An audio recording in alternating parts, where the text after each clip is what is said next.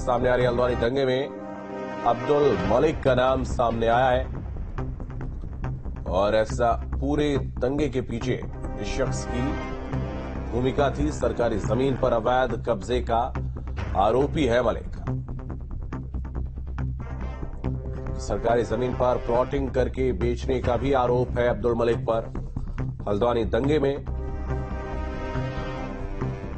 अब्दुल मलिक का नाम सामने आया है। सरकारी जमीनों पर यह अवैध कब्जा करता था और उसके बाद उन जमीनों को बेचता था। आपको बता दें, इस पूरे घटनाक्रम के पीछे इसका हाथ बताया जा रहा है अब्दुल मलिक नाम का यह शख्स है।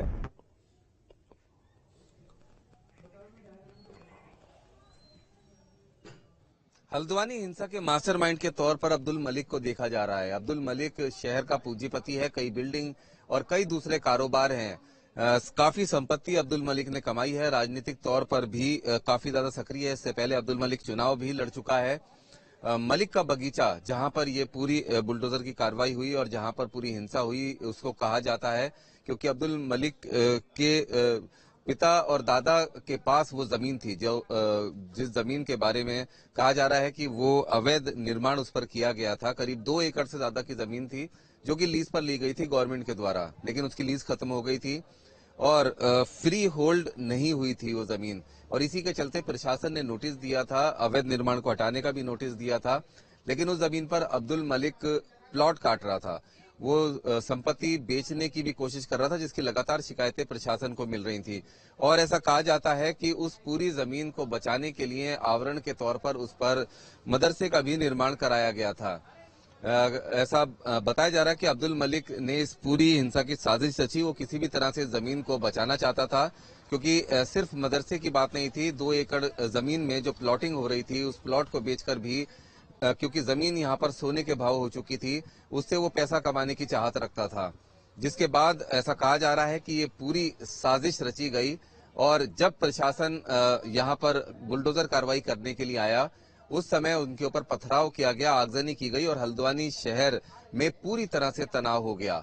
अब फिलहाल इस पूरे मामले की जांच की जा रही है। अभी शहर में कर्फ्यू लगा है और जो कर्फ्यू है उसके बाद कुछ जगह पर जो है वो छूट दी गई है ताकि एसेंशियल चीजों की, लोगों की जो जरूरत है उसको पूरा किया जा सके। और साथ ही साथ प्रशासन की कई टीमें इस बात में भी लगी हुई हैं कि जो दंगाई थे, जिनकी शिनाख्त हुई है और साथ ही साथ जो इस पूरे मामले में साजिश करता है, उनको जल्द से जल्द गिरफ्तार किया जा सके, ताकि ये जो पूरी वारदात हुई है इसके पीछे कौन लोग हैं, उनके नामों का खुलासा हो सके। वीडियो जर्नलिस्ट जगदीश चंद के साथ रुमानुल्लाह खान।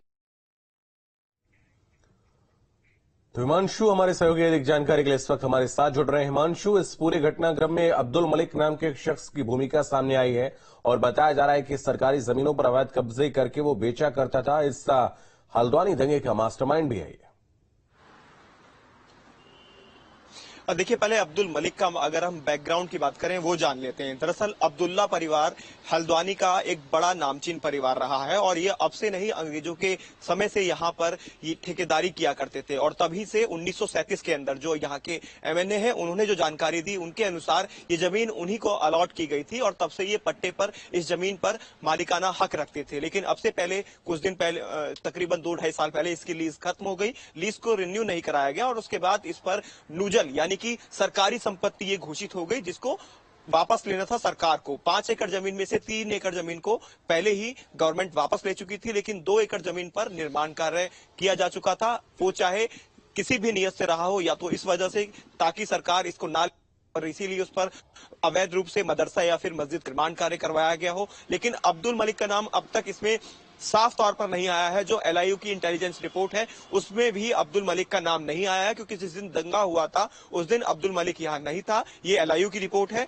अब्दुल मलिक यहाँ प्रॉपर तरीके से रहने वाला भी नहीं है। वो यहाँ से दिल्ली शिफ्ट हो चुका है, वो दिल्ली रहता है, उसका जो पूरा परिवार है वो यहाँ हल्द्वानी के अंदर रहता है। तो अब्दुल मलिक का जो नाम फिलहाल निकलकर सामने आ रहा है वो जो भूमि है उसको लेकर आ रहा है, क्योंकि वो भूमि अब्दुल मलिक की है। अगर उसको बचाने के लिए उसने ये किया है, षड्यंत्र किया है और कुछ इनपुट एलआईयू को मिलते हैं या फिर पुलिस की जांच या रिपोर्ट के अंदर ये कुछ नाम सामने आते हैं, तब जाकर उसका एफआईआर में नाम आएगा। क्योंकि अब तक 3 एफआईआर इस पूरे प्रकरण के अंदर की गई है। एक नगर निगम की तरफ से की गई है और एक आपको जो जो चोटिल लोग हैं उनकी तरफ से एफआईआर की गई है और एक पुलिस कर्मियों की तरफ से एफआईआर रजिस्टर की गई है। लेकिन तीनों ही एफआईआर में कहीं पर भी अब्दुल मलिक का नाम या उसका किसी भी सदस्य का नाम का जिक्र नहीं किया गया है। तो इस बात से आप अंदाजा लगा सकते हैं कि अभी सिर्फ शुरुआती तौर पर अब्दुल मलिक का नाम निकलकर सामने आ रहा है, लेकिन इंटेलिजेंस रिपोर्ट या एलआईयू की रिपोर्ट के बाद या पूरी जांच रिपोर्ट में ये निकलकर सामने आता है या नहीं, ये देखना बेहद दिलचस्प रहने वाला है। और जो प्रेस कॉन्फ्रेंस फिलहाल यहाँ पर चल रही है उसमें भी ये सवाल जरूर उठाए जाएंगे, अब्दुल मलिक का कितना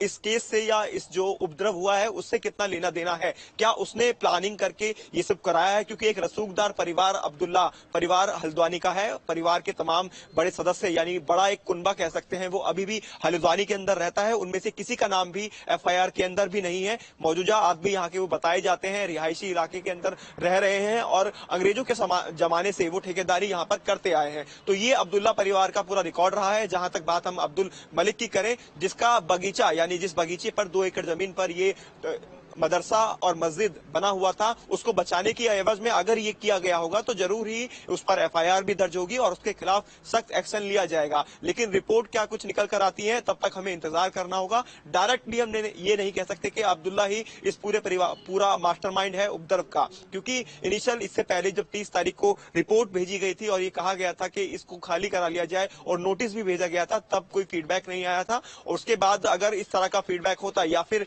इस तरह की प्लानिंग की गई होती तो उसकी रिपोर्ट जरूर शासन प्रशासन के पास एलआईयू के द्वारा पहुंची गई होती और तब तक शायद ये जो उपद्रव था वो नहीं होता, अगर ये विरोध वहां से देखने को मिलता। क्योंकि अब्दुल ने किसी तरह का कोई विरोध नहीं किया, अब्दुल मलिक ने, तो उसके बाद ही शासन प्रशासन की तरफ से वहां जाकर कार्रवाई की, बुलडोजर कार्रवाई हुई। और लेकिन कार्रवाई में जो फीडबैक मिला यानी कि जो उपद्रव खड़ा हुआ और इतना बड़ा संघर्ष यहाँ देखने को मिला, उसके यहाँ पर कर्फ्यू लगा।